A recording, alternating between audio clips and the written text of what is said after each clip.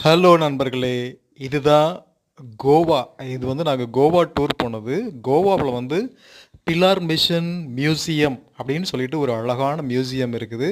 இப்போ வந்து எல்லாருமே கோவாவுக்கு போயிட்டுருக்காங்க. ஏன்னா, புனித சவேரியாருடைய உடல் வந்து அங்க காட்சிக்காக வைக்கப்பட்டுள்ளது. ஆ ஒரு மிகச்சிறந்த புனிதர். கடவுளுக்காக தன்னுடைய பணியை, தன்னுடைய வாழ்நாளை எல்லாம் அர்ப்பணித்தவர். மிக பணக்கார குடும்பத்தில் பிறந்து தன்னுடைய வாழ்நாளை அர்ப்பணித்தவர். அவருடைய உடல் இன்றும் மறையாமல் கோவாவில் போற்றி பாதுகாக்கப்படுகிறது. அங்க உள்ள மிலார் மிஷன் மியூசியத்தை இப்போ பார்க்குறோம். பார்த்தீங்கன்னா, அவங்க பிடிச்ச அந்த காலத்தில அவங்க யூஸ் பண்ண அந்த மீன் பிடிக்கிறதுக்கு யூஸ் பண்ணது, அவங்க யூஸ் பண்ண கத்தி, அவங்க வந்து போருக்கு பயன்படுத்திய வில், இந்த மாதிரியானதெல்லாம், அப்புறமா அவங்க யூஸ் பண்ண மியூசிக் ஐட்டம்ஸ், இது எல்லாமே இங்க காண்பிக்கிறாங்க. இங்க வந்து அழகா அந்த மியூசியத்துல வரிசைப்படுத்தி வச்சிருக்கிறாங்க.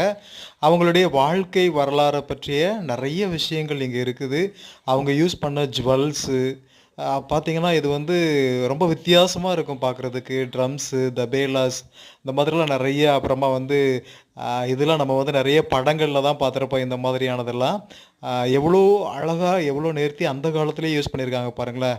மிகச் சிறப்பா இருக்குது பாருங்க. ரொம்ப அருமையா இருக்குது. பாருங்க வந்து இந்த மியூசியத்த.